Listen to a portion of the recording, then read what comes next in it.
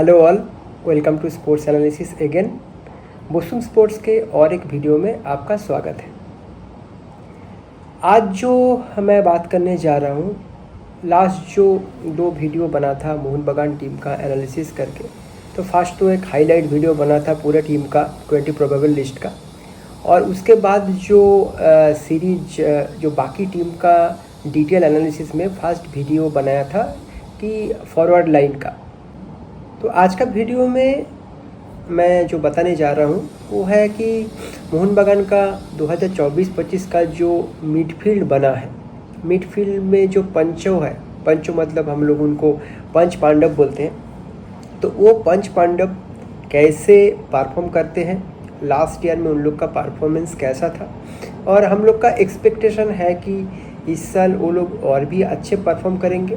But ये पाँचों में से 5 तो एक साथ तो नहीं खेल सकते, 2 या मैक्सिमम 3 ही खेल सकते हैं। तो फर्स्ट टीम में दोनों को ही खिलाना पड़ेगा या 3 को, depend on that. Basically Sahal is also in this midfield lineup, so may be possible that Sahal को फॉरवर्ड लाइन के जो अटैकिंग मिडफील्ड उसमें भी खिलाया जा सकता है। तो उन केस में 3 हो सकते हैं। बाकी तो नॉर्मली इन 5 में से दोनों ही फर्स्ट 11 में स्टार्ट करेंगे एंड 1 चेंज में बाकी 2-3 आएंगे। तो फर्स्ट जो नाम आता है, तो लास्ट ईयर में जब जॉनी काउ को सेकेंड हाफ में आए थे आईएसएल में, उससे पहले जो मिडफील्ड को भरोसा दे रहे थे। Abhishek, oh, he tested Karanjit, who was off his line. So he not tested him. Oh, through the legs of Subhashish, was he brought down? तो उस टाइम में लगा था कि मोहन बगान का मिडफील्ड बहुत ही वीक है, क्योंकि जॉनी काउ को एसीएल चोट से बाहर थे, तो वो आउट ऑफ द रजिस्ट्रेशन के बाहर थे, जो आईएसएल में रजिस्ट्रेशन होता है। तो फर्स्ट हाफ में मिडफील्ड में मोहन बगान को बहुत कष्ट झेलना पड़ा है। तो उस टाइम में जो एक नया उभरता सितारा जॉनी काउ का जो डेफिशिएंसी वो उतना देखने नहीं दिया, उसने बहुत अच्छे से परफॉर्म किया and raised himself as a raising star. हाँ, तो मैं बात कर रहा हूँ अभिषेक सूर्यवंशी का, जो एक नया सेंसेशन है मिडफील्ड में। तो डिफेंसिव मिडफील्डर के हिसाब से बहुत ही अच्छा खेला, पूरे सीज़न में बहुत अच्छा परफॉर्म किया। तो देखते हैं इस साल में उनके ऊपर भी, इस ईयर में जो मोहन बगान का मिडफील्ड है उसमें कोई फॉरेन मिडफील्डर नहीं है, ऑल इंडियन मिडफील्डर है। तो उसमें भी अभिषेक सूर्यवंशी का जो रोल होगा वही बहुत ही महत्वपूर्ण होगा। तो हम लोग देख लेते हैं अभिषेक सूर्यवंशी की कुछ झलक एंड एक्सपेक्ट करते हैं कि इस ईयर वो और भी अच्छे खेलेंगे।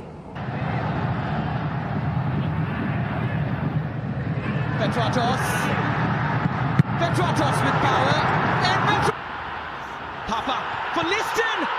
Oh, wonder whether Lachenpa got something on it. इसके बाद जो आता है, जिसको हम लोग डिस्ट्रॉयर के नाम से जानते हैं, और उसका रोल भी होता है कि डिस्ट्रॉइंग मिडफील्डर। तो ओपोनेंट का जो अटैक आता है तो उसको वो डिस्ट्रॉय करते हैं। वही सेम डिस्ट्रॉयर टांगरी के बारे में बात कर रहे हैं। Petratos. Oh, Deepak Tangri! How about that, Kochi? It whirls you around till you don't know where you are. तो दीपक टांगरी लास्ट ईयर में बहुत महत्वपूर्ण रोल अदा किए थे एंड आप अगर देखेंगे कि दीपक टांगरी को ऑलमोस्ट एक मैच छोड़ के उनको येलो कार्ड मिला है, बिकॉज उनको फाउल करना पड़ रहा था एंड ओपोनेंट का जो अटैक उनको रोकना पड़ रहा था। बट थोड़ा बहुत उनको अलर्ट रहना पड़ेगा कि उसको ओपोनेंट का अटैक को डिस्ट्रॉय करे, बट येलो कार्ड से खुद को बचाए, अदरवाइज उनको सस्पेंशन होता रहेगा मल्टीपल येलो कार्ड के वजह से। But as a defensive and destroying midfielder, Deepak Tangri played very well last season and we are expecting him to play this season also as usual और एक्सेप्शनल वी कैन से। तो दीपक टांगरी का एक झलक देख लेते हैं कैसे उन्होंने खेला है, सपोर्ट किया है। Petratos. Oh, Deepak Tangri. How about that, Kochi? This stadium, it whirls you around till you don't know where you are. Look at Deepak Tangri.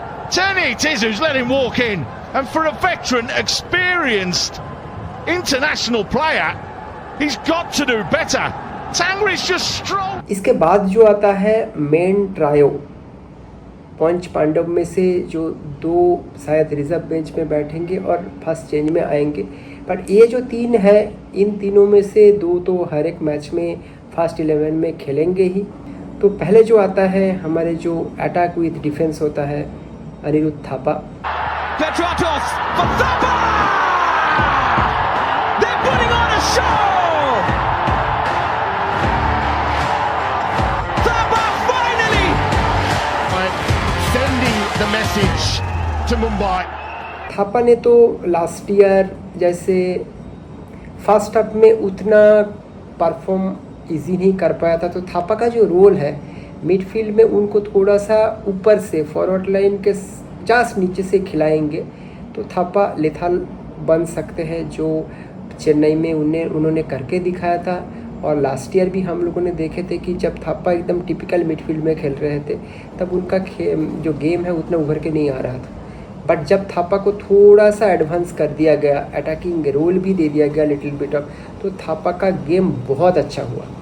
Last year में दिमी पेत्राटोस के साथ उनका जो कॉम्बिनेशन था बहुत ही अच्छा था और उभर के आया था। तो वही कुछ झलकियाँ देख लेते हैं। तो इस साल तो लग रहा है अपुया और थापा ही स्टार्ट करेंगे फर्स्ट 11 में एज पर मोलिना स्ट्रैटेजी। तो देख लेते हैं थापा की कुछ झलक। Petratos for Manveer, it's that flick again, and it always works. Somehow, a repeat. Well, you don't expect that, and the player that we were crying out, Anuruddh Thapa, gets his season started just there on the goal line, Johnny on the spot, but it's that delivery again from Petratos. They don't deal with it, Hyderabad, Ruffy. Petratos for Thapa! They're putting on a show!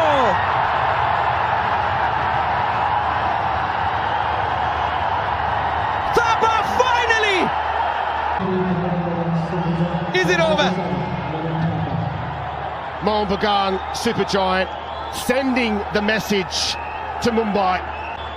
Yoni Kauko, it's about him stepping in, making a difference. It's about Petratos staying alive, thinking about where the ball might possibly sit, and nobody standing and watching. Petratos rolls it across the box, and terrific Thapa. इसके बाद जो आता है वो हमारे wonder boy, और we can say him as superman Sahal. Sahal! A drifting anomaly of matter! Solid! But not quite so! Sahal Abdul Samad!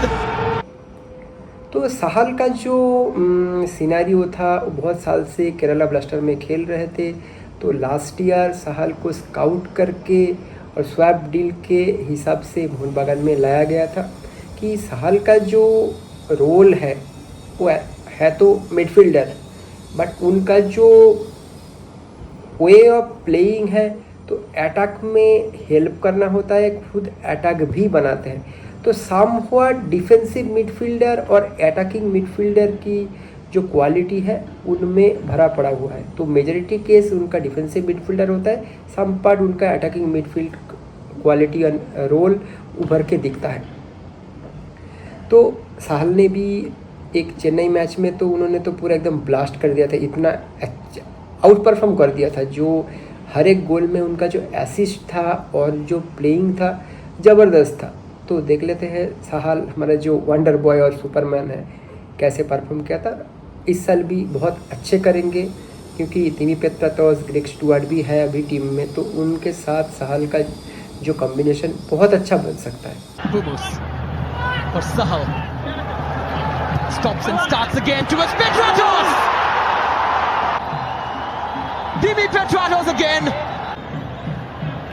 Well, how's about this for Dimi Petratos? What a ball in from Sahal, and it didn't take long for Mohan Bagan's supergiant to assert their authority.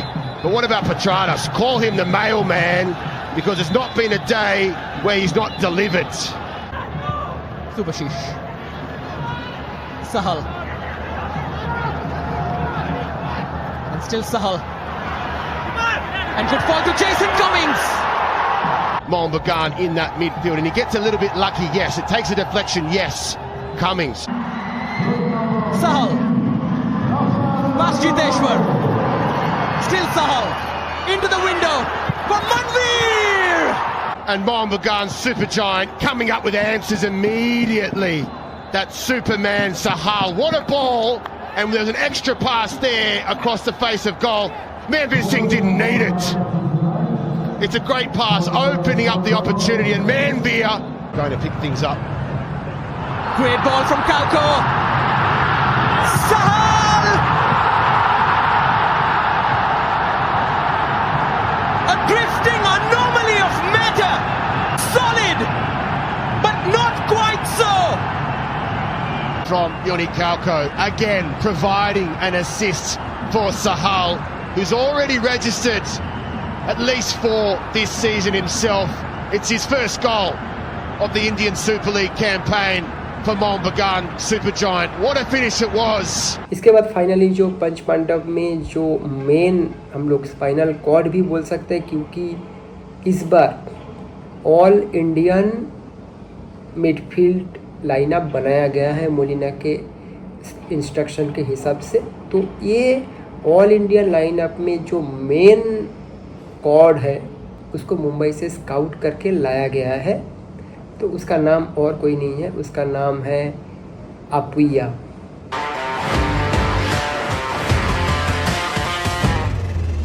तो अपुया का जो quality है defensive midfield में as a defensive midfielder और central defensive midfielder, जब attacking और high pressing football होता है उनका जो योगदान होता है बहुत महत्वपूर्ण होता है, क्योंकि उनको बॉल सप्लाई करना पड़ता है अटैकिंग मिडफील्डर को प्लस 2 विंगर को, उधर से अटैक बनता है उन लोगों से।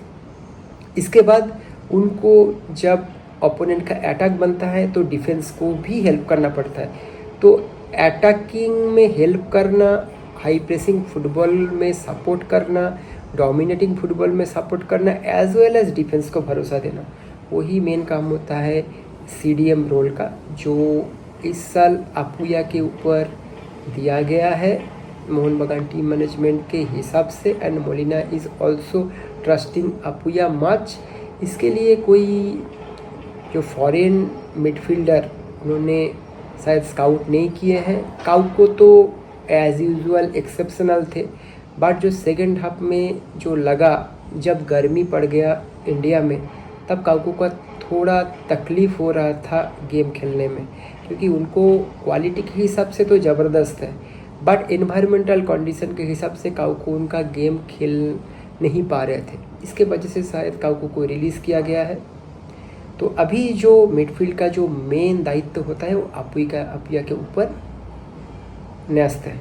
तो देखना पड़ेगा, अपुया मुंबई में बहुत अच्छे खेले थे, अभी मोहन बगान में कैसे खेलते हैं।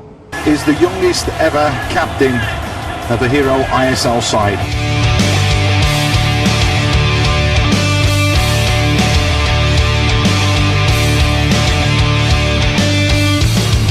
They want to double the advantage, but North has responded. Show quality today.